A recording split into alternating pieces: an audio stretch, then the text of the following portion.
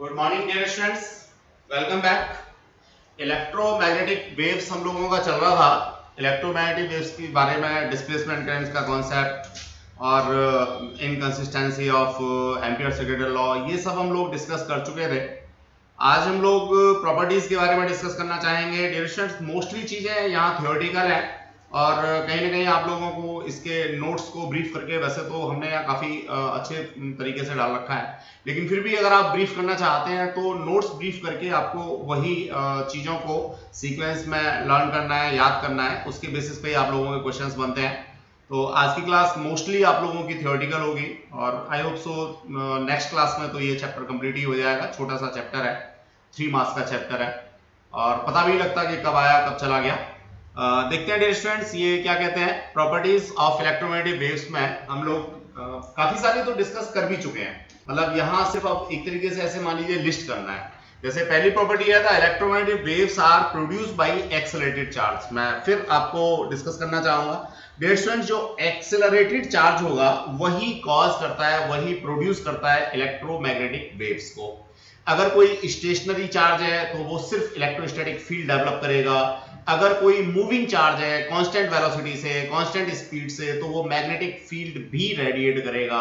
लेकिन अगर कोई एक्सेलरेटेड चार्ज है तो ऐसी स्थिति में वो इलेक्ट्रोमैग्नेटिक वेव्स को प्रोड्यूस करेगा, बनाएगा। इलेक्ट्रोमैग्नेटिक वेव्स को प्रोपेगेट करने के लिए, एक जगह से दूसरी जगह भेजने के लिए किसी मीडियम की जरूरत नहीं होती। Not required any material medium, यहां किसी मीडियम की जरूरत नहीं होती। सेकेंड प्रॉपर्टी की बात करते हैं, the direction of oscillating electrical and magnetic fields are perpendicular. ये बात भी हम लोग डिस्कस कर चुके हैं कि अगर मान लीजिए एक डायरेक्शन में मेरा इलेक्ट्रोस्टैटिक फील्ड है तो इसके जस्ट परपेंडिकुलर मैग्नेटिक फील्ड होगा। डियर स्टूडेंट्स, इन दोनों के बीच में 90 डिग्री का एंगल होगा ही होगा। और मजेदार बात, इन दोनों के परपेंडिकुलर होगा मेरा इसका propagation velocity of electromagnetic wave. तो ये कॉन्सेप्ट है। इसी कॉन्सेप्ट को हम लोग यहाँ ट्रांसवर्स नेचर भी कहते हैं कि तीनों जो वेक्टर्स हैं, ये ई भी वेक्टर है, बी भी वेक्टर है और इवन वेलोसिटी भी वेक्टर है। तो ये तीनों वेक्टर्स एक दूसरे के परपेंडिकुलर होते हैं। इसी को हम लोग ट्रांसवर्स नेचर कहते हैं। तो इस तरीके से हम लोगों ने ये सेकेंड की बात की। नेक्स्ट प्रॉपर्टी की बात अगर हम लोग करना चाहेंगे तो नेक्स्ट प्रॉपर्टी है the oscillations of electrical and field vectors are in same phase. देखिए, जैसा अभी हम एसी पढ़ के आए हैं तो एसी में क्या था, अल्टरनेटिंग करंट में क्या था कि जो फील्ड वो थे पोटेंशियल और करंट थे, वो रेजिस्टेंस को छोड़ के बाकी सब में आउट ऑफ फेज होते थे। कोई 90 डिग्री से था, कोई 180 डिग्री से था, व्हाटएवर हो। लेकिन यहाँ ऐसा नहीं होगा। यहाँ जो इलेक्ट्रिकल फील्ड वेक्टर है और मैग्नेटिक फील्ड वेक्टर है वो दोनों ही सेम फेज में होंगे। नेक्स्ट मैं बात करता हूँ वेलोसिटी की या स्पीड ऑफ इलेक्ट्रोमैग्नेटिक वेव की।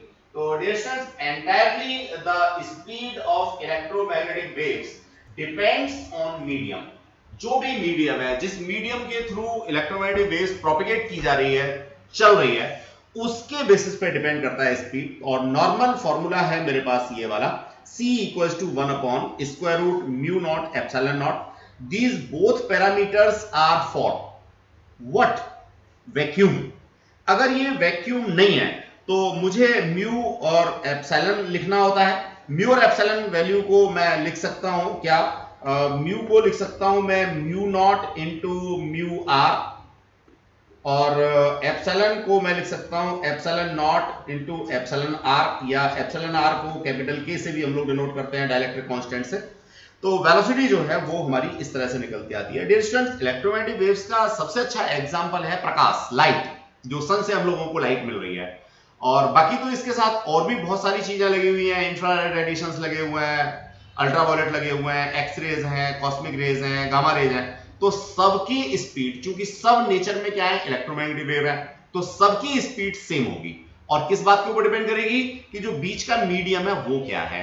अगर वैक्यूम है तो ये मैक्सिमम होगी। वैक्यूम में स्पीड ऑफ लाइट मैक्सिमम होती है और ये 3 × 10⁸ मीटर पर सेकंड है। अगेन इसको भी हम लोगों ने राउंड ऑफ किया हुआ है for the purpose of calculations. बाकी तो ये क्या होता है 2.99 × 10⁸ ऐसा कुछ हम लोगों को मिलता है, लेकिन हम यहाँ 3 डाल के भी काम कर सकते हैं। बाकी किसी भी मीडियम में, चाहे वो पानी हो, ग्लास हो या व्हाटएवर हो, एयर हो, सबके अंदर जो वेलोसिटी ऑफ लाइट होगी या वेलोसिटी ऑफ इलेक्ट्रोमैग्नेटिक वेव होगी वो इससे कम ही होगी। इससे ज्यादा तो कहीं हो ही नहीं सकती, दैट इज द मैक्सिमम। तो डियर स्टूडेंट्स ये कॉन्सेप्ट था और इसके बेसिस पे हम लोग स्पीड ऑफ लाइट कहीं से भी कैलकुलेट कर सकते हैं, किसी भी मीडियम के थ्रू कैलकुलेट कर सकते हैं। Then we are moving towards next. यहां आप एक छोटा सा कॉन्सेप्ट और देख रहे होंगे कि इसको हमने कन्वर्ट किया है और यहां पे लिखा है c over mu r epsilon r, तो इस तरह से भी लिखा सकते हैं। दूसरा है c over n where n is the refractive index. अब ये रिफ्रैक्टिव इंडेक्स क्या है ये बात हम लोग पढ़ेंगे नेक्स्ट चैप्टर में, अभी सिर्फ आप फॉर्मूला एक बार को ग्रेस्प कर सकते हैं। तो मैं समझता हूं डियर स्टूडेंट्स ये चीज क्लियर होगी आप लोगों को, वेलोसिटी का कांसेप्ट क्लियर होगा। आगे बढ़ते हैं हम लोग। The amplitude ratio of electrical and magnetic field vector is, ये बात भी हम पीछे पढ़ ही चुके हैं, आई होप सो आपको याद होगी। क्या E not over B not equals to C, यहाँ पे E ओवर B भी हम लोग C से ही डिनोट करते हैं, तो मैक्सिमम वैल्यू ले रहे हैं तब भी आपका वही रेशियो मिलेगा, और आप इंस्टेंटेनियस वैल्यूज ले रहे हैं तब भी आप लोगों को वही केस मिलेगा। तो मैं इसको ऐसे भी लिख सकता हूं, that is what E over B। It may be dear students इसको याद रखने का तरीका भी मैंने बताया था कि अल्फाबेट्स में E represents by 5, B represents by 2 and C represents by 3। तो इस तरह से भी हम लोग याद रख सकते हैं, कभी गलती ना हो। समझ गए? नेक्स्ट एक बात और भी समझ सकते हैं, C कभी मेरा लेस देन 1 तो आ ही नहीं सकता, तो वहां से भी गलती नहीं होगी। मैं समझ गए होंगे मैं क्या कहना चाह रहा हूं। नेक्स्ट है हमारा कॉन्सेप्ट एनर्जी को लेकर के। जो इलेक्ट्रोमैग्नेटिक वेव्स हैं इनकी जो एनर्जी है वो बेसिकली इलेक्ट्रिकल फील्ड वेक्टर और मैग्नेटिक फील्ड वेक्टर के बीच में बराबर बराबर बटी होती है, यानी आधी energy electrical field vector carry करके चलता है अपने साथ और आधी energy magnetic field vector carry करके चलता है। इस बात को हम लोगों ने यहां पे लिखा हुआ है। फॉर्मूले की बात करें तो 1/2 epsilon not E not square 1/2 B dot square over mu naught. तो ये फॉर्मूले से हम लोग एनर्जी भी निकाल के दे सकते हैं। टोटल एनर्जी जो आएगी वो इन दोनों के सम के बराबर आएगी। तो ये कैरेक्टरिस्टिक्स हैं, कुछ फीचर्स हैं, अभी और भी हम लोग कुछ फीचर्स के बारे में डिस्कस करने वाले हैं dear students. Electromagnetic waves transport linear momentum as they travel through space. No doubt जब इलेक्ट्रोमैग्नेटिक वेव्स किसी मीडियम के थ्रू ट्रैवल करेगी तो मोमेंटम ट्रांसफर होगा, और मोमेंटम को हम लोग जनरली m into v से डिनोट करते हैं। किससे करते हैं? m into v से। तो उसी के एनालॉगस यहां से भी फॉर्मूला हम निकाल सकते हैं। यहां हमने फॉर्मूला दिया हुआ है linear momentum equals to energy upon velocity of light. Energy velocity of light के केस में क्या आती है? mc स्क्वायर आती है। यहां से अगर मैं c से इसको डिवाइड करूंगा तो that is again m into c, where m is the mass and c is the velocity of light. अब मजेदार सी बात है, मास किसका? हाँ, नो डाउट डियर स्टूडेंट्स, अभी तक हम लोगों ने ऐसा कुछ पढ़ा नहीं, पढ़ेंगे। ऑप्टिक्स के बाद में हम लोगों को ड्वेल नेचर का कॉन्सेप्ट आएगा, तो वहां फिर हम मास की बात करेंगे कि एक्चुअल में जब भी कोई इलेक्ट्रोमैग्नेटिक वेव ट्रेवल करती है तो मास किसका कंसीडर करें। एग्जैक्टली आप अगर करना चाहते हैं तो m into c याद रखेंगे, बाकी आपको न्यूमेरिकल्स जो मिलेंगे वो energy upon velocity of light के बेसिस पे ही मिलेंगे, तो आप यहां से लीनियर मोमेंटम की बात कर पाएंगे। नेक्स्ट पढ़ता हूं डियर स्टूडेंट्स में। Electromagnetic waves are not deflected by electrical and magnetic fields. Yes, absolutely. Dear students, electromagnetic waves जो होती हैं बेशक उनके अंदर इलेक्ट्रिकल फील्ड वेक्टर है, मैग्नेटिक फील्ड वेक्टर है, लेकिन अगर किसी ऐसे सिनेरियो से आप इनको पास कराते हैं जहां पे इलेक्ट्रिक फील्ड या वेक्टर या मैग्नेटिक फील्ड वेक्टर है, तो ये डिफ्लेक्ट नहीं होंगे, ये गो थ्रू होंगी, स्ट्रेट जाएंगी, जिस पाथ पे थी उसी पाथ पे जाएंगे। मैग्नेटिक फील्ड या इलेक्ट्रोस्टैटिक फील्ड जो है इनको डिफ्लेक्ट नहीं कर पाता। Then after electromagnetic waves obey the principle of superposition. Yes, absolutely. Superposition principle समझते ही होंगे। जैसे वेक्टर्स में हम लोगों ने डिस्कस किया था कि अगर दो या दो से ज्यादा वेक्टर्स हैं और वो किसी भी एक रीजन में है, एक ही स्पेस में है, तो हम वेक्टर सम लेते हैं। बिल्कुल उसी तरीके से इलेक्ट्रोमैग्नेटिक वेव्स का भी सुपरपोजिशन प्रिंसिपल है। वहां हम लोग दोनों वेव्स को जो मैथमेटिकल लॉज हैं उनके थ्रू सुपर इंपोज करा के नई वेव निकाल सकते हैं। पढ़ेंगे हम लोग ऑप्टिक्स के अंदर, वेव ऑप्टिक्स के अंदर सुपरपोजिशन पढ़ेंगे। दो वेव्स वहां लेंगे, उनको ऐड करके दिखाएंगे किस तरीके से ऐड होती हैं। बस यहाँ कैरेक्टरिस्टिक आपने याद रखनी है कि इलेक्ट्रोमैग्नेटिक वेव्स जो होती हैं वो प्रिंसिपल ऑफ सुपरपोजिशन को फॉलो करती हैं, यानी उनमें प्रिंसिपल ऑफ सुपरपोजिशन लगाया जा सकता है। नेक्स्ट हम लोग बढ़ते हैं electrical field vector and electromagnetic in A electromagnetic wave is responsible for optical effects. Yes absolutely.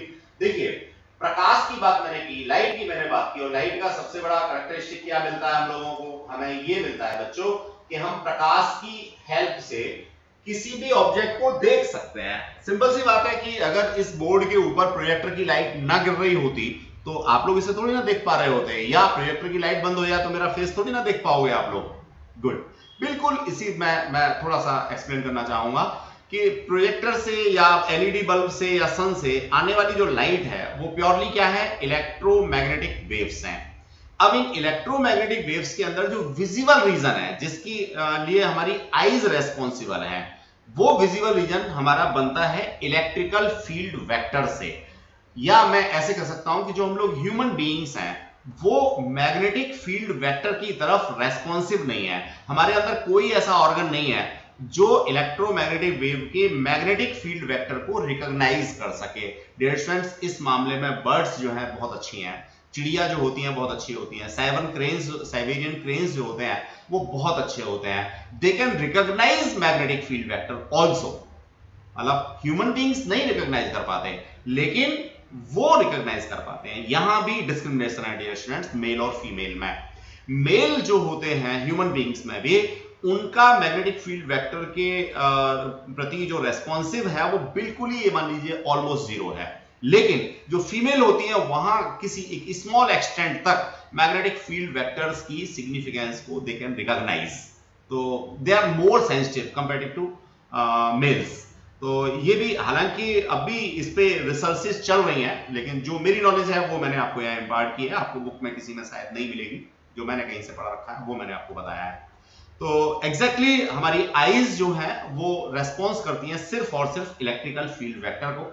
यानी जो इलेक्ट्रोमैग्नेटिक वेव्स की एनर्जी हम तक आती है उसका आधा पार्ट ही हम लोग रिकॉग्नाइज कर पाते हैं।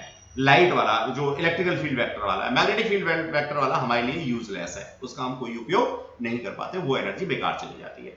चलिए, अब जैसा आपको पता है डियर स्टूडेंट्स, इसमें हम लोग न्यूमेरिकल्स बीच बीच में करते ही हैं। तो देखिए इंपॉर्टेंट न्यूमेरिकल है, यहाँ काफी सारी इंफॉर्मेशन आपको मिलने वाली है। और न्यूमेरिकल के नाम पे 3 मार्क्स में 2 मार्क्स में इसी तरह का न्यूमेरिकल आपसे डिस्कस होता है डियर स्टूडेंट्स। तो हम लोग एक बार देखने की कोशिश करेंगे।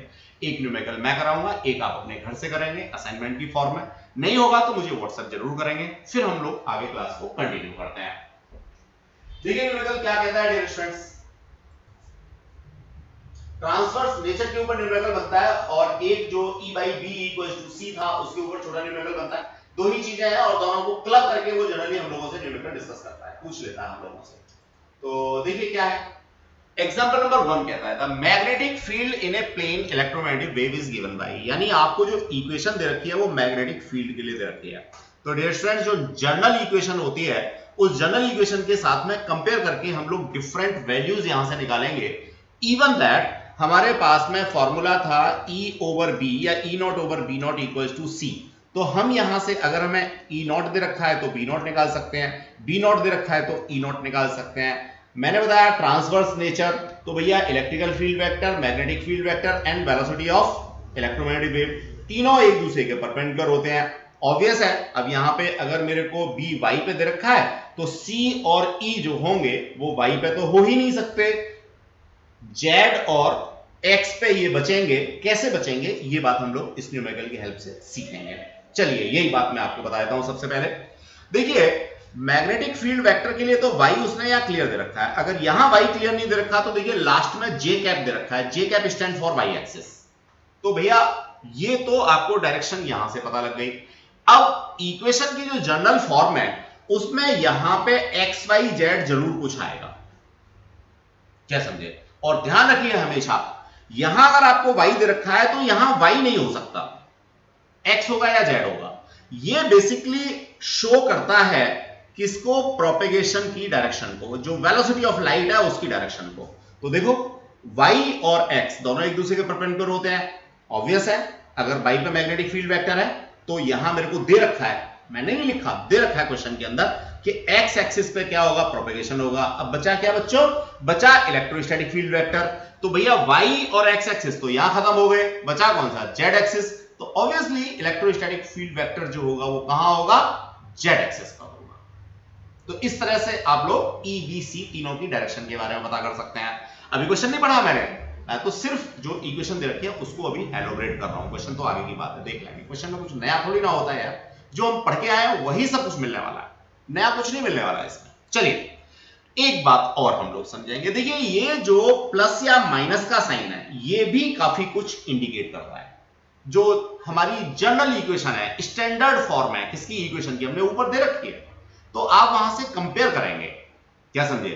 जैसे ये यहां पे मेरी साइन की वेव है, अब साइन में अगर यहां माइनस होता है तो उसका अलग सिग्निफिकेंस है, साइन के साथ में प्लस है बीच में तो उसका अलग सिग्निफिकेंस है। कोई जरूरी थोड़ी नहीं है साइन की वेव होगी, हो सकता है आपको किसी क्वेश्चन में कॉस की वेव दे रखी हो, अगर कॉस की वेव लेकिन होगी साइन या कॉस में से ही। सिंपल हार्मोनिक फंक्शंस होते हैं, डेफिनेट वैल्यूज के अंदर ही वाइब्रेशंस होते हैं, तो साइन और कॉस के अलावा कोई दूसरी तीसरी इक्वेशन नहीं हो सकती, होंगी साइन या कॉस की ही। लेकिन अगर साइन की है तो ये प्लस का साइन अलग बात कहेगा, कॉस की है तो उसका उल्टा इफेक्ट देगा।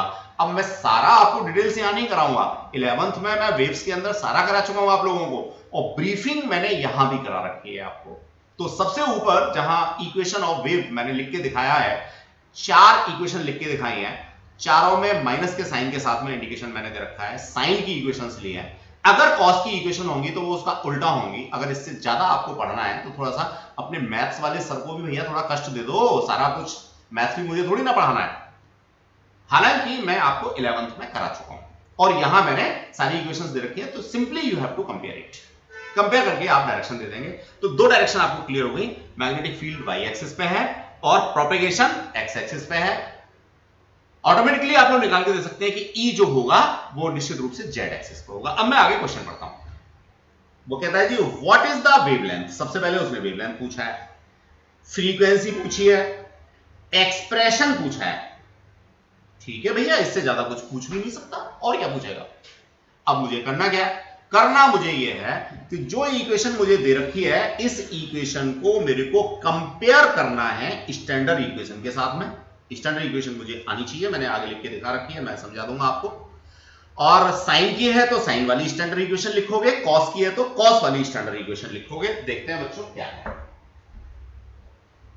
और कंपैरिजन मेथड से आप लोग आंसर अपने दे पाओगे। डियर स्टूडेंट्स ये कॉन्सेप्ट आपको यहां मिलता है, इसी से कंपेयर करके आप सारे आंसर दे सकते हो बिना किसी गलती के। और 3 मार्क्स का क्वेश्चन आता है, ऐसे ही हो जाता है तुरंत।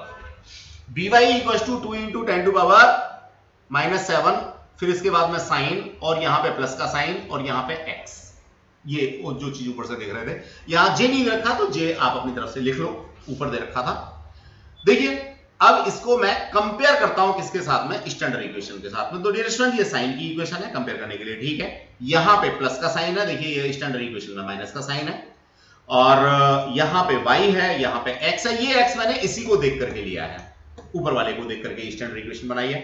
अब अगर मैं इसको कंपेयर करता हूं डियर स्टूडेंट्स, तो ये x का जो कोफिशिएंट होगा, x का कोफिशिएंट क्या बचा, 0.5 × 10⁻3, वो कहीं ना कहीं 2π/λ की वैल्यू देगा। देखें जरा, ठीक है। तो 2π/λ आपको मिल गया 0.5 × 10⁻3। आप यहां से लैम्डा की वैल्यू सेपरेट कर सकते हैं। अब ये मैथमेटिकल कैलकुलेशन तो कर लेंगे ना, या मेरे को करके दिखानी है, आप ही को करनी है। और यहां से कॉपी आउट मत करना, इसको बंद करना, अपने आप से कैलकुलेशन करना, आंसर निकालना। डियर स्टूडेंट्स कैलकुलेटर अलाउड नहीं है। अगर आपने यहां गलती की तो सारा कॉन्सेप्ट आने के बावजूद आपका आंसर गलत आएगा। आंसर गलत आने का पता है, मैंने 3 बार बताता हूं क्या क्या होता है। सबसे पहले आंसर गलत आने से अगला क्वेश्चन करने का मन नहीं करता, अगला क्वेश्चन करने का मन नहीं करता तो हमारा इंटरेस्ट फिजिक्स से कहीं ना कहीं कम होता चला जाता है। और फाइनली क्या होता है, नंबर तो आते ही नहीं। फिर फाइनली क्या होता है, पता नहीं सर क्या पढ़ाते हैं, मेरे को तो समझ में ही नहीं आता। अरे भैया समझ में तो पक्का आएगा, कब आएगा, जब इंटरेस्ट डेवलप होगा। इंटरेस्ट कब डेवलप होगा, जब आंसर सही आएंगे। आंसर सही कब आएंगे, जब मेरे कॉन्सेप्ट के बाद कैलकुलेशन आप सही करेंगे। गणित का कॉन्सेप्ट करना। चलिए इसके बाद मैं बात करना चाहूंगा डियर स्टूडेंट्स, यहां पे प्लस का साइन है और देखिए यहां पे माइनस का साइन है। इसका मतलब सिंपल सा जो डायरेक्शन है प्रोपेगेशन की वो उल्टी हो जाएगी। स्टैंडर्ड इक्वेशन के साथ आप कंपेयर कर रहे हैं। फिर इसके बाद मैं बात करता हूं डियर स्टूडेंट्स, ये जो t का कोफिशिएंट है 10⁻11, ये t का कोफिशिएंट क्या देगा, वेलोसिटी देगा। तो अगर उसने पूछी है तो ठीक, नहीं पूछी है तो ठीक। तो बच्चों आप यहां से ये फ्रीक्वेंसी की बात है तो लैम्डा से निकाल के दे सकते हैं। लैम्डा और फ्रीक्वेंसी में तो आपको पता ही है क्या रिलेशन होता है। यहाँ पे सिंपल सा रिलेशन होता है, distance equals to velocity into time या वेलोसिटी अपॉन फ्रीक्वेंसी। और डिस्टेंस क्या है? वेवलेंथ है। यहाँ पे बड़ा पॉपुलर सा कॉन्सेप्ट है, 11th में पढ़ाया था मैंने। तो lambda equals to v upon nu. v को यहाँ पे c भी लिख सकते हो आप लोग, c अपॉन न्यू, क्योंकि वेलोसिटी ऑफ लाइट की बात आप लोग यहाँ पे कर रहे हो। तो जब वेलोसिटी ऑफ लाइट की बात होती है तो v को हम लोग c से रिप्लेस कर लेते हैं। चलिए, तो यहां से आप लोग फ्रीक्वेंसी भी निकाल के दे सकते हो। Again calculation part is in your hand, तो आपको कैलकुलेशन ठीक से ही करनी है। और अगर यहाँ कोई गलती है तो मुझे रिपोर्ट भी करेंगे, बताएंगे भी। तो you have to check it. इसमें जो आंसर दे रखा है उसको बिलीव नहीं करेंगे। चलिए, then after we are going towards what v not. तो देखिए बच्चों, v नॉट निकालना कितना आसान सा काम है। v नॉट के लिए क्या बात थी? वही छोटी सी बात, e not over b not equals to c। तो जो जर्नल इक्वेशन है, जर्नल इक्वेशन मेरी क्या थी? जर्नल इक्वेशन थी, अच्छा b में थी, तो b is equals to b not sine जो भी कुछ है आगे। तो भैया b नॉट तो सीधे सीधे यहां से निकल के आ जाता है। तो b नॉट आपके पास में है, वेलोसिटी ऑफ लाइट वैक्यूम है 3 × 10⁸ मीटर पर सेकंड होगी। बस ये दोनों वैल्यू डालो, e नॉट की वैल्यू निकालो, ये निकल के आ गई साहब। कहीं कोई दिक्कत किसी बच्चे को नहीं है। चलिए, अब वो क्या पूछता है आगे वाले पार्ट में? उसने पूछ रखा था डायरेक्शन का कॉन्सेप्ट, या इलेक्ट्रोस्टैटिक फील्ड वेक्टर दे रहे हो तो भैया वेक्टर क्वांटिटी है, डायरेक्शन तो दोगे इसकी। डायरेक्शन कैसे होगी यहां से समझो। जो ऊपर इक्वेशन थी उसी के बेसिस पे है। The electric field is perpendicular to the direction of propagation. अब ये एक्स एक्सिस दे रखा है, मैंने हाईलाइट भी कर रखा है। ये एक्सिस मुझे कहां से पता लगा? इक्वेशन से पता लगा। अभी अगर आपने देखा हो तो मैंने एन सर्कल कर रखा था। अब y एक्सिस पे मैग्नेटिक फील्ड दे रखा है, तो x और y दोनों तो ले लिए किसने? प्रोपेगेशन ने और मैग्नेटिक फील्ड ने। बचा क्या? z एक्सिस बचा। ऑब्वियसली इलेक्ट्रोस्टैटिक फील्ड जो होगा वो z एक्सिस पे होगा। अब इक्वेशन बनाने वाली बात है, तो भैया साइन की इक्वेशन है तो नई इक्वेशन भी साइन की बनाओगे।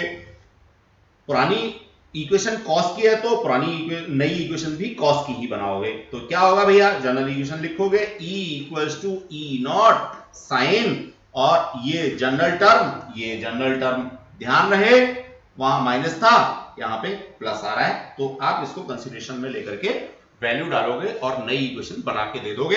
अब चूंकि z एक्सिस पे है तो यहां पे k कैप लिखना कंपलसरी है। आप लोगों को k कैप जरूर मेंशन कर देना चाहिए, या फिर बता दीजिए कि it must be in the direction of z axis. तो ये कॉन्सेप्ट है dear students. I hope so आपको समझ में आ गया होगा। बिल्कुल ऐसा ही एग्जांपल नंबर 3 है, लेकिन जानबूझ के एग्जांपल नंबर 3 में थोड़ा सा मैंने चेंज किया है। क्या चेंज किया है? एक तो इक्वेशन मैंने कॉस की बना दी है, एक प्लस माइनस का अंतर भी हो सकता है। तो सॉल्यूशन पढ़ने से पहले अपना पूरा दिमाग लगाना है, फिर सॉल्यूशन पढ़ना है। गलती कोई सॉल्यूशन में है नहीं। अगर आपकी कहीं कोई डिस्क्रिपेंसी है, आपको समझ नहीं आ रहा है, तो मुझे व्हाट्सएप जरूर करेंगे। डियर स्टूडेंट्स, ये कॉन्सेप्ट था, आप इसको सॉल्यूशन बाद में पढ़िएगा। हालांकि मजेदार बात यह है कि नोट्स के अंदर मैंने सॉल्यूशन में भी हाईलाइट कर रखा है कि आप कहां-कहां गलती कर सकते हो। तो जहां-जहां गलती कर सकते हो वो हाईलाइटेड पोर्शन है, आप वहां से चेक कर लेना। तो आई होप सो फिर आपकी गलती नहीं होगी। लेकिन सॉल्यूशन देखना बाद में, पहले अपना दिमाग लगा के सॉल्यूशन निकाल लेना बच्चों। यही होता है असाइनमेंट। कॉपी आउट करना असाइनमेंट नहीं होता। वो छोटे बच्चों का काम होता है, किसी मैम ने काम दिया है और एक बच्चे की कॉपी ली, उसमें से सब कॉपी आउट कर दिया। A फॉर एप्पल लिखा है तो दूसरा बच्चा A फॉर एप्पल ही लिखेगा, उसको A फॉर कुछ और नहीं लिख सकता, A फॉर आंट नहीं लिख सकता, A फॉर आंटी नहीं लिख सकता, क्योंकि उसने तो कॉपी करना है, A फॉर एप्पल ही लिखना है। चलिए, electromagnetic wave spectrum dear students, ये नेक्स्ट सिनेरियो है। अगेन ये सारा का सारा थ्योरेटिकल एस्पेक्ट है। इस थ्योरेटिकल एस्पेक्ट को आप लोग जो है ध्यान से देखेंगे और डियर स्टूडेंट्स मैं समझता हूं कि आप अच्छे से कर पाएंगे। और सारी की सारी चीजें आपको लर्न ही करनी है, याद ही करनी है। इसमें इलेक्ट्रोमैग्नेटिक वेव स्पेक्ट्रम क्या है? बहुत नॉर्मल सी छोटी सी बात। हम लोगों को डिफरेंट इलेक्ट्रोमैग्नेटिक वेव्स मिलती हैं। अब उन इलेक्ट्रोमैग्नेटिक वेव्स की फ्रीक्वेंसी या मैं कह रहा हूं या वेवलेंथ, दोनों में से किसी भी एक को बेस बना करके असेंडिंग या डिसेंडिंग ऑर्डर में सारी इलेक्ट्रोमैग्नेटिक वेव्स को मैं लिख दूं, उनकी कैरेक्टरिस्टिक के बेसिस पे उनके नाम दे दूं, यही हो गया इलेक्ट्रोमैग्नेटिक स्पेक्ट्रम। तो spectrum is nothing, simply electromagnetic waves को क्लासिफाई करके उनके फ्रीक्वेंसी या वेवलेंथ के असेंडिंग या डिसेंडिंग ऑर्डर में लिख देना होता है। तो ये चीज मैंने यहाँ पे आपको डिक्टेट कर रखी है, लिख रखी है। अगर आपसे कोई गलती से पूछ ले कि स्पेक्ट्रम क्या होता है तो आप ये बता सकते हैं। नॉर्मली ऐसे डायरेक्ट क्वेश्चन फिजिक्स में आते नहीं है, फिजिक्स में तो कहीं ना कहीं कॉन्सेप्ट निकाल के ही वो पूछता है। तो डियर स्टूडेंट्स, ये फैबुलस डायग्राम है, आपको एनसीईआरटी में भी मिलेगा। और अगर ये डायग्राम आपकी नजरों में भरा हुआ है, मैं तो अगेन यही कहूंगा कि इस डायग्राम को लो, मोटा मोटा फोटोकॉपी कराओ और फोटोकॉपी करा के कहां लगा लो? अपने टॉयलेट में लगा लो बच्चे। कहां? सीट के बिल्कुल सामने। नहीं कि गंदे हाथों से टच नहीं करना, सिर्फ आपको आंखों से देखना है। जितने बार भी आप टॉयलेट जाते हैं तो वहां आराम से बैठिए, इसको देखते रहिए। कब तक याद नहीं होगा भाई? पक्का याद हो जाएगा और बहुत काम की चीज है। यहां तो ये आपको मिलेगा 2 मार्क्स में, 1 मार्क्स में, लेकिन जब आप हायर एजुकेशन में जाओगे तो आपको बहुत जरूरत पड़ने वाली है इसकी। चलिए, तो देखिए डियर स्टूडेंट्स, ये यहां पे हमने फ्रीक्वेंसीज लिख रखी हैं, यहां पे वेवलेंथ लिख रखी है। आपको किसी भी एक चीज को बेस करना है, या तो वेवलेंथ को बेस कर लो या तो फ्रीक्वेंसी को। दोनों को याद रखने की जरूरत नहीं है। क्यों याद रखने की जरूरत नहीं है? क्योंकि सिंपल सा अभी फॉर्मूला पढ़ा था, lambda distance equals to velocity of light multiplied by frequency. अब ये तो कांस्टेंट है, क्या होता है? 3 × 10⁸ होता है मीटर पर सेकंड में। आपको वेवलेंथ याद है तो फ्रीक्वेंसी निकाल लो बच्चों, फ्रीक्वेंसी याद है तो वेवलेंथ निकाल लो। और एक मजेदार बात, आप अगर फ्रीक्वेंसी या वेवलेंथ किसी को भी आस्पेक्ट करके इसको 150 बार देखेंगे, मैं नहीं कह रहा याद करो, बिल्कुल मत याद करो जी, बस देखते रहो इसे, ठीक है ना? तो अपने आप से आपको दूसरी चीज, यानी फ्रीक्वेंसी आपने बेस किया तो वेवलेंथ भी आपको याद हो जाएगा, वेवलेंथ आपने किया है तो फ्रीक्वेंसी भी याद हो जाएगी, और नहीं याद होती तो इस फॉर्मूले से आप लोग निकाल पाएंगे। चलिए, तो मैं यहां बेस करता हूं डियर स्टूडेंट्स किसको? वेवलेंथ को। तो देखिए, जो सबसे कम वेवलेंथ है वो किसका है? गामा रेज का है। फिर थोड़ा सा ज्यादा हुआ तो किसका हुआ? एक्सरे का हुआ। फिर अल्ट्रावायलेट का हुआ। अगर आप देखेंगे तो नीचे की तरफ वेवलेंथ जो है वो बढ़ रहा है। कहां से शुरू हुआ था? 10⁻⁻14 से शुरू हुआ था। कहां जाके खत्म हो रहा है? 10⁻7 में हो रहा है। किसके लिए खत्म हो रहा है? लॉन्ग रेडियो वेव्स के लिए खत्म हो रहा है। बस, अब एग्जैक्ट वैल्यू आपको याद रहे कोई जरूरी नहीं है, लेकिन आपको सीक्वेंस याद रहनी चाहिए। सबसे कम wavelength gamma, then after X ray, then after UV, then after visible, then after infra, micro, short waves, television and FM radio, AM radio, amplitude modulated radio and long radio waves. Getting the concept? बार बार देखेंगे, learn हो ही जाएगा। अब एक खास बात, visual vision बहुत हेल्प करता है हम लोगों को, देखने दिखाने का सारा काम यही करता है। सोचो जिनकी आंखें नहीं होती या जिनकी आंखें काम नहीं करती, उनका क्या हाल होता होगा बेचारों का। चलिए, ये जो विजुअल विजन है इसको हाईलाइट करके हमने यहां पे दिखा रखा है डियर स्टूडेंट्स। इसमें भी क्या है? इसमें है विवग्योर। क्या है? विवग्योर। विवग्योर में violet, blue, green, yellow, orange and red, सबकी वेवलेंथ यहां पे स्पेक्ट्रम में दे रखी है। 400 नैनोमीटर से लेकर के 700 नैनोमीटर तक जाती हैं। अगर मैं इसको एंगस्ट्रम के टर्म्स में लिखता हूं तो that is 4000 angstrom to 7000 angstrom. इन दोनों का मीन निकल के आता है कहां पे? 6000 एंगस्ट्रम पे। 6000 एंगस्ट्रम जो होता है वो हमारा येलो को करस्पॉन्ड करता है। तो डियर स्टूडेंट्स, जब हमें लाइट की वेवलेंथ नहीं दे रखी होती तो हम मीन वेवलेंथ 6000 वेवलेंथ को लेकर के आगे सारे क्वेश्चंस करते हैं, क्योंकि ये मीन में आता है। अब जरा देखो, अल्ट्रावायलेट, इंफ्रारेड, यानी जो रेड है, ये देखिए रेड के बाद में आएगा इंफ्रारेड, और वॉयलेट, ये राजी वॉयलेट से पहले आएगा अल्ट्रावायलेट। समझ गए होंगे अल्ट्रा का मतलब क्या होता है, इंफ्रा का मतलब क्या होता है। तो डिस्टेंस, इस तरीके से ये स्पेक्ट्रम आप लोगों को समझना है और फिर बार बार इसको देखना है, तो आपको ये लर्न हो जाएगा। अब आगे क्या करते हैं? आगे हम सिंपल सा इन्हीं सारी चीजों को लिस्ट करते हैं, अलग अलग तरीके से लिस्ट करते हैं, जिससे कि आप समझ पाए। देखिए, सबसे पहले इन्होंने यहां पे रेडियो वेव्स के बारे में बात की। टेबुलर फॉर्म में पहले वेवलेंथ दे रखी है, फ्रीक्वेंसी रेंज दे रखी है। अब सोर्स की बात करते हैं। देखो बच्चों, कोई भी इलेक्ट्रोमैग्नेटिक वेव हो, ये जितना भी हम लोगों ने स्पेक्ट्रम दिखाया सारा इलेक्ट्रोमैग्नेटिक वेव्स है। सारी इलेक्ट्रोमैग्नेटिक वेव्स का एक कॉमन सोर्स है सन। क्यों है सन? सन पे ट्रिमेंडस अमाउंट में एनर्जी है, चार्ज पार्टिकल एक्सेलरेटेड मोशन में है, और कोई भी एक्सेलरेटेड मोशन होगा चार्ज पार्टिकल का तो वो ईएम वेव बनाएगा। तो अगर आपको सोर्स याद भी ना रहे तो सन तो जरूर लिखना है, आंसर खाली मत छोड़ देना। Sun is a ultimate source of electromagnetic waves. अब इसके अलावा स्पेसिफिक हम लोग कुछ मैनमेड डिवाइसेस भी बनाते हैं जिनसे इलेक्ट्रोमैग्नेटिक वेव्स को बनाए। अरे भैया सिंपल सी बात है, एफएम रेडियो आप चलाते हो, वहां से सिग्नल आप तक आते हैं। मोबाइल आप यूज करते हो, मोबाइल के सिग्नल आप तक आते हैं। आप मोबाइल में कोई भी नंबर डायल करते हैं, आगे बढ़ाते हो, तो आप भी इलेक्ट्रोमैग्नेटिक वेव प्रोड्यूस करते हो। तो अब ये सारी इलेक्ट्रोमैग्नेटिक वेव सन से थोड़ी आ रही हैं, आप भी तो प्रोड्यूस कर रहे हो, आप भी को यूज भी कर रहे हो। तो ठीक है, उनको हम लोग याद भी करेंगे बच्चों, लेकिन आंसर खाली नहीं छोड़ना। अगर कोई भी आता है तो आपको सन तो जरूर लिख देना है उसमें। अब देखिए जरा, यहां सबके लिए हमने अलग अलग दे रखा है। सोर्स की बात करेंगे हम लोग तो नो डाउट जो रेडियो वेव्स हैं, रेडियो वेव्स के लिए सोर्स जो है वो accelerated motion of charge particle conducting wires of oscillating circuits. अब बड़ा सिंपल सा है, घर में जो इलेक्ट्रिक वायरिंग आपके हो रही है, जो भी तार आपने फैला रखे हैं, चाहे वो एसी के लिए है, बल्ब के लिए है, ट्यूब के लिए है, सबके अंदर से एक्सेलरेटेड चार्ज जो है वो मोशन में है। अल्टीमेटली वहां से रेडियो वेव्स बनती हैं। अब रेडियो वेव्स के डिटेक्शन के लिए हमारे पास कोई इंस्ट्रूमेंट है तो हम पता कर सकते हैं। गेटिंग द कांसेप्ट और नॉट? प्रॉपर्टीज क्या होती हैं? तो ये कॉमन सी प्रॉपर्टीज हैं, रिफ्लेक्शन, डिफ्रैक्शन। रेडियो वेव्स के अंदर रिफ्लेक्शन भी होगा, यानी सरफेस से हार्ड बाउंड सरफेस से टकरा के वापस भी आएंगे। डिफ्रैक्शन भी होगा, यानी किसी पॉइंट लाइक ऑब्जेक्ट से टकराने के बाद ये टूट जाएंगी, बिखर जाएंगी। तो that is diffraction and reflection. किसने डिस्कवरी की थी? मार्कोनी। रेडियो की डिस्कवरी मार्कोनी ने। तो बेसिकली रेडियो जो इंस्ट्रूमेंट है वो तो बात की बात है बच्चों। पहले क्या बात थी?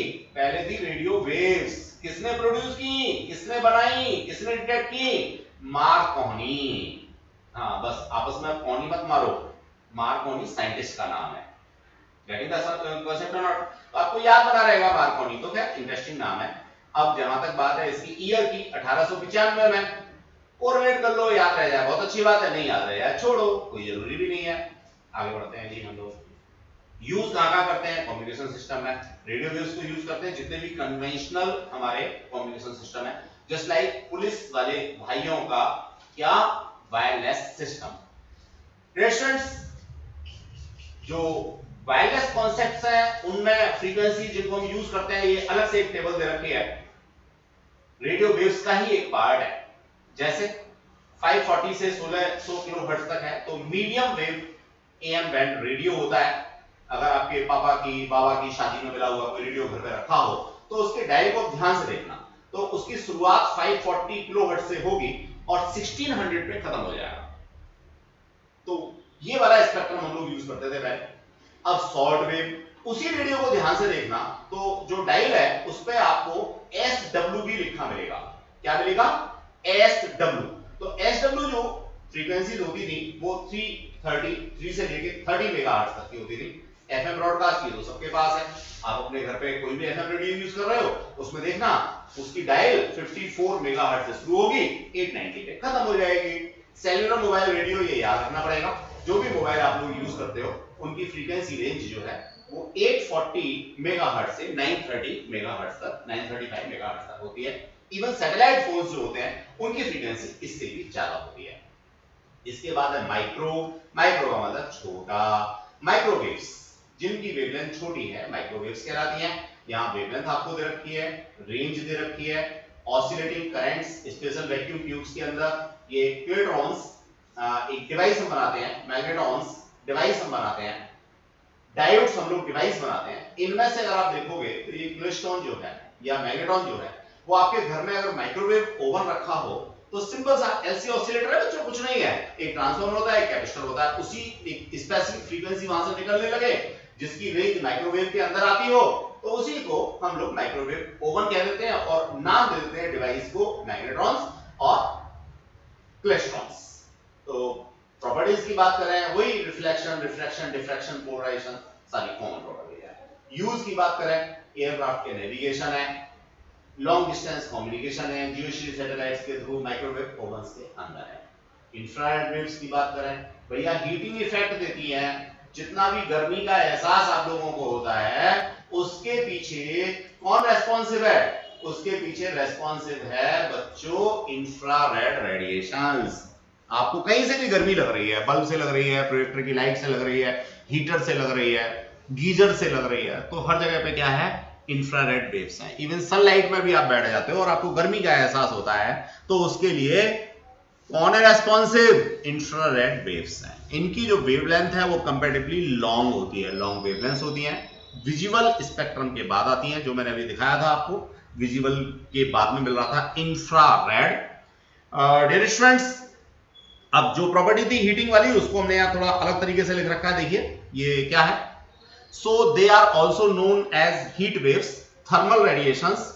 द वाटर मॉलिक्यूल्स, यहां से देखना है, the water molecules, carbon dioxide molecules, ammonia molecules present in different material readily absorb infrared radiation. आप पानी को धूप में रख दो तो पानी के जो मॉलिक्यूल्स हैं वो इंफ्रारेड रेडिएशंस को क्या कर लेते हैं?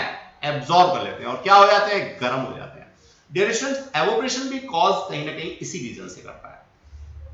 हालांकि एवोपरेशन में टेम्परेचर का कॉन्सेप्ट नहीं होता, केटीजी का कॉन्सेप्ट होता है। लेकिन भैया KTG, kinetic theory of gases की हम लोग बात करें, 11th में पढ़ के आए हैं हम लोग, वो कहां से मिल रही है? वो भी कहीं ना कहीं इंफ्रारेड रेडिएशन से ही मॉलिक्यूल्स को मिल रही है, तब हमारा एवोपरेशन जो है वो कॉज करता है। तो dear students, that is the concept.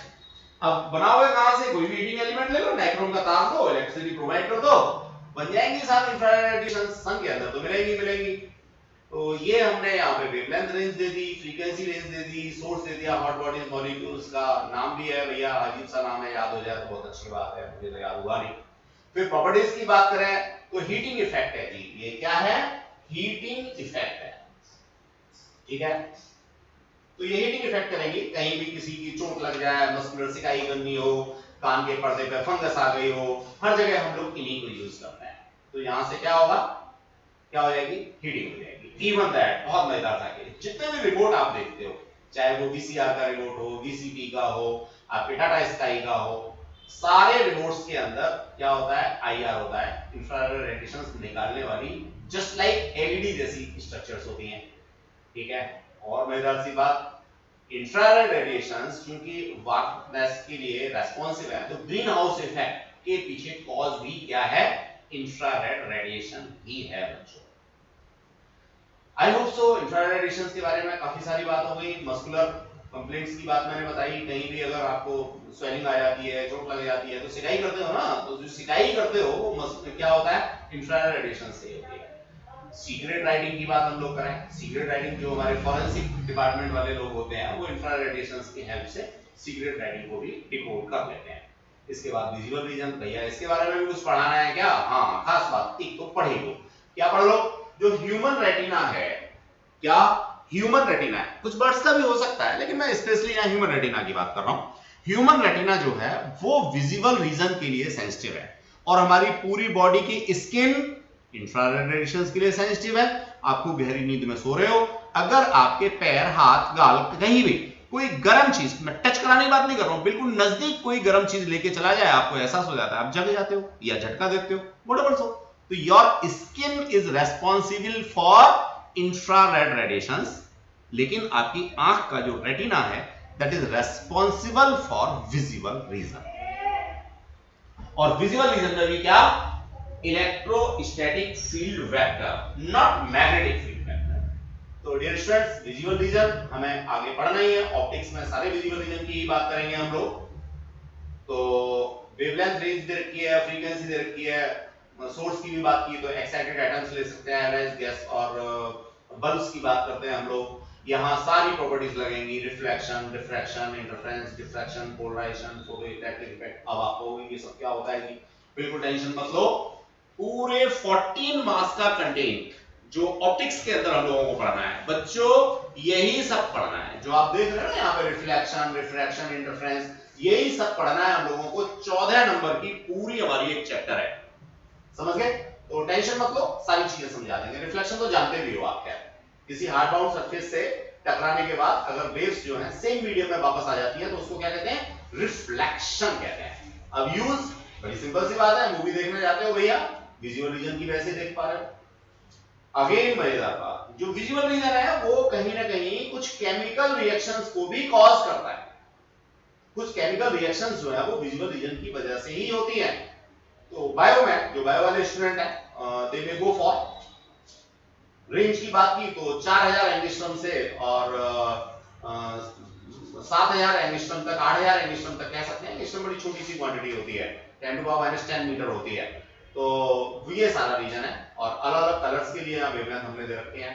Next मैं बात करना चाहूंगा UV rays, ultra violet light. अब देखो नोट्स यहाँ बनाने की जरूरत नहीं है, यहाँ तो सिर्फ सुनना है। नोट्स तो आपके पास ऑलरेडी बने हुए हैं। 1 घंटे की क्लास का मतलब 3 घंटे फिजिक्स पढ़ लिया आपने, ये बात समझ लीजिए। कोई ये नहीं कहेगा साहब बड़ी जल्दी सिलेबस हो गया, ऐसा नहीं है। सिलेबस होने के बाद में रिवाइज करेंगे हम लोग, रिवीजन में सारे क्वेश्चंस की प्रैक्टिस करेंगे हम लोग। गेटिंग द कॉन्सेप्ट और नॉट? तो अब भैया पहले 1 घंटा मैंने लगाया नोट्स बनाने में, फिर 1 घंटा लगाया कंटिन्यूअस बोल करके आपको समझाने में। अब 3 घंटे तो आपके बनते हैं, पढ़ोगे ना, अपने आप से नोट्स भी बनाओगे, इन चीजों को रिवाइज भी करोगे। गेटिंग द कॉन्सेप्ट और नॉट? चलिए, तो अल्ट्रावायलेट नो डाउट जो विजुअल रीजन है उससे नीचे की बात होती है क्या, अल्ट्रावायलेट, यानी वायलेट के बाद वाला। तो डियर स्टूडेंट्स, वायलेट के बाद वाला इसकी जो खासियत है वो जरा हम लोग देखते हैं। ये तो भैया एक जो स्पेक्ट्रम सबसे पहले पढ़ा था उसको देख लोगे, उसी से क्लियर हो जाएगा कि just shorter than visual light जो वेवलेंथ है। मैंने हाईलाइट भी कर रखा है, आपको रिवीजन के लिए बड़ा आसानी रहेगी। इसकी जो खास बात है वो क्या है? खास बात ये है कि एग्जैक्टली ये जो अल्ट्रा वायलेट रीजन की वेव्स होती हैं वो माइक्रो ऑर्गेनिज्म को क्या करती हैं, या तो इनएक्टिव कर देती हैं या तो किल कर देती हैं। तो भैया पानी खराब हो गया, क्यों खराब हो गया? क्योंकि उसको अल्ट्रा वायलेट वेव्स नहीं मिली। भैया नदी का पानी क्यों खराब नहीं होता, तालाब का पानी क्यों खराब नहीं होता? आप अपने घर के अंदर एक बोतल में पानी भर के रख देते हो, 4 दिन के अंदर उसके अंदर एल्गी आ जाती है, 4 दिन के अंदर वो हरा नीला काला पड़ जाता है। रीजन क्या है? सिंपल सा यही है कि भैया जो पानी आपने रखा हुआ उसको यूवी रेज नहीं मिल पा रही, जबकि समुद्र के पानी में पता नहीं कब से भरा हुआ है, नदियों के पानी में पता नहीं कब से फ्लो कर रहा है, तालाब का पानी बहुत दिनों से भरा हुआ है लेकिन खराब नहीं हो रहा, उसमें से तो स्मेल नहीं आ रही। रीजन बिहाइंड, उसको डेली सनलाइट से क्या मिलता है, सनलाइट से उसको अल्ट्रावायलेट वेव्स मिलती है। और मजेदार सी बात, आप जो बड़े मजे मजे में यूज करते हो नहीं, हमने तो घर में आरओ लगवाया हुआ है, हमने तो एक्वा फ्रेश लगवाया हुआ है भैया, उसमें एक पार्ट यूवी रेज का भी होता है, एक यूवी रे चैम्बर होता है। उसमें हम क्या करते हैं, एक ट्यूबलाइट लगा देते हैं जिससे यूवी रेज निकलती हैं, ठीक है। उस ट्यूब के चारों तरफ से पानी को घुमाते हैं, तो जो भी माइक्रो ऑर्गेनिज्म है वो सारे के सारे या तो किल हो जाते हैं या तो 48 घंटे के लिए इनएक्टिव हो जाते हैं। पानी आपकी बॉडी में जाता है, बाहर निकल जाता है। जो माइक्रो ऑर्गेनिज्म हमें नुकसान कर सकते थे वो जैसे गए थे वैसे बाहर आ जाते हैं, बॉडी के अंदर काम ही नहीं करते। अभी कोरोना वायरस का भी तो यही खेल है, आपकी बॉडी के अंदर गया, अगर इनएक्टिव है पड़ा रहेगा, कभी भी बाहर निकल जाएगा। आपने छींक मारी जोर से, निकल गया बाहर, कोई जरूरी नहीं वो अंदर जाकर के कुछ काम ही करेगा। बात है कि मेरा इम्यूनिटी सिस्टम कितना अच्छा है, तो भैया कुछ तो इम्यूनिटी सिस्टम काम करेगा, कुछ यूवी रेज काम करती है। किसके केस में? माइक्रो ऑर्गेनिज्म केस में। मैं कोरोना की बात नहीं कर रहा हूं, लेकिन हाँ यहां तक बिल्कुल फैक्ट है कि भैया sun is a ultimate source of electromagnetic waves, जो निश्चित रूप से कोरोना को भी मार देगा। आप अगर डेली 1 घंटा सनबाथ लेते हैं, स्पेशली अर्ली इन मॉर्निंग जिस समय सनराइज होता है, तो मैं ये समझता हूं कि आपकी बॉडी का इम्यून सिस्टम बहुत अच्छा बना रहेगा और कोरोना भी इफेक्ट नहीं करेगा। तो 1 घंटे का सनबाथ, अब भग दौड़ की जिंदगी है, क्या होता है जी, मम्मी जगाती हैं स्कूल जाने के लिए, तो भैया सनबाथ कब लोगे? नहीं ले पा रहे हो ना, इसलिए ये इम्यूनिटी वीक हो रही है। भगते रहो डॉक्टरों के पास फिर, या फिर पार्क चले जाओ, 1 घंटे बैठ जाओ, या छत पे चले जाओ, थोड़े कम कपड़े पहन के, सनबाथ हो जाएगा। चलिए, तो हम लोग बात कर रहे थे इलेक्ट्रोमैग्नेटिक वेव्स की, जो खास बात थी वो मैंने आपको डिस्कस कर दी। जहां तक बात है स्पेक्ट्रम की टेबुलर फॉर्म की, तो देखिए हमने यहाँ पे दे रखा है, वेवलेंथ भी दे रखी है, फ्रीक्वेंसी भी दे रखी है, और 1800 में इसको डिस्कवर किया। भाई डिस्कवर किया सन के अंदर सन मिल रहा था, कैरेक्टरिस्टिक को पहचाना, नाम दे दिया, भैया साइंटिस्ट का नाम हो गया। आप भी कुछ कर लो, अभी तो सन के अंदर लाखों की संख्या में इलेक्ट्रोमैग्नेटिक वेव्स हैं, कोई भी एक वेव पकड़ लो, उसकी कैरेक्टरिस्टिक को पहचान लो, आपका भी नाम ऐसे टेबल में आ जाएगा। तो बच्चों ये फोटोग्राफिक प्लेट को इफेक्ट कर सकता है, फ्लोरोसेंस दे सकता है, आयनाइजेशन कर सकता है, हाईली एनर्जेटिक है। मजेदार बात, हीट का इफेक्ट आपको नजर आता है, आपकी स्किन गर्म हो जाती है, चमड़ी गर्म हो जाती है, लेकिन भैया ये जो अल्ट्रावायलेट रेज हैं ये उससे भी ज्यादा एनर्जेटिक हैं। आपको पता ही नहीं लगेगा, ये आपकी स्किन की सेल्स को डेड भी कर सकती हैं अगर अल्ट्रावायलेट रीजन सारा का सारा आपकी बॉडी को मिल गया तो। ये तो भला हो ओजोन लेयर का। किसका बच्चों? ओजोन लेयर का। तो जो हार्मफुल यूवी रेज हैं, अल्ट्रावायलेट रेज हैं, ओजोन लेयर जो है ना उनको नीचे नहीं आने देती, इसलिए हम सब लोग सुरक्षित हैं। अगर ओजोन लेयर में होल हो गया, वहां से अल्ट्रावायलेट वेव्स नीचे अर्थ पे आ गई, उसमें हम घंटे 2 घंटे भी खड़े हो गए तो भैया स्किन डिसीज तो पक्का है। तो भैया माइक्रो ऑर्गेनिज्म तो बेचारे कमजोर होते हैं, तो वो तो थोड़ी बहुत इलेक्ट्रोमैग्नेटिक वेव से ही खराब हो जाते हैं, इनएक्टिवेट हो जाते हैं। ह्यूमन बॉडी के ऊपर अगर ज्यादा एक्सपोज हो गया यूवी रेज का तो वो भी नुकसान करेगा। लेकिन प्रकृति ने सारी चीजें बड़े अच्छे से हम लोगों को दे रखी हैं। आप सन बाथ 24 घंटे भी करोगे, 24 घंटे तो खैर निकलती नहीं, सन चलो 12 घंटे 8 घंटे भी करोगे तो आपकी स्किन हाँ क्या हो सकता है, काली पड़ सकती है, टैनिंग हो सकती है, लेकिन कैंसर जैसी परेशानियां नहीं होंगी। समझ गए? अब अर्थ पे भी डिफरेंट सिनेरियो है। अफ्रीका में जाते हो भैया ज्यादा इफेक्ट होता है, इंडिया में थोड़ा कम होता है, सिडनी में अलग होता है, कैलिफोर्निया में अलग होता है। तो हर जगह का अलग अलग कॉन्सेप्ट है, कहां यूवी रेज ज्यादा आ रही है, कहां कम आ रही है। तो no doubt Indian scenario is the best scenario, इसमें सारी चीजें अपने आप में ठीक ठाक आप लोगों को मिल जाती हैं। वैसे थोड़ा गर्मी का एहसास होता है, लेकिन आप देखेंगे कि जो इंडियन लोग हैं उनका इम्यून सिस्टम जो है, जो जहां ठंडे कंट्री है कंपेयर करते हैं, यूके की बात करते हैं, तो वहां के लोगों के इम्यून सिस्टम से अच्छा इम्यून सिस्टम है इंडियन लोगों का। ऐसा आपने पीछे कोरोना के केस में केस स्टडी अगर की हो तो पता लग भी गया होगा। चलिए, इसके पीछे रीजन यही है कि यहाँ का जो एनवायरनमेंट है वो कंपैरेटिवली बहुत अच्छा है। तो I hope so dear students, आज की बात हम लोग यहीं खत्म करते हैं। सारा थ्योरेटिकल है, हो सकता है आप बैठे बैठे बोर भी हो गए हो सुनते सुनते मेरी बात। ऐसा ही कुछ हम लोग अगली क्लास में करेंगे, छोटी सी तो यूनिट है, तो एक्सरे ऑनवर्ड हम लोग नेक्स्ट क्लास में पढ़ेंगे और आज की क्लास हम यहीं ओवर करेंगे। सारा थ्योरेटिकल है, न्यूमेरिकल बच्चों जरूर लगा लेना क्योंकि आपके एग्जाम में कई बार न्यूमेरिकल जरूर आता है। Thanks a lot, keep safe, be safe.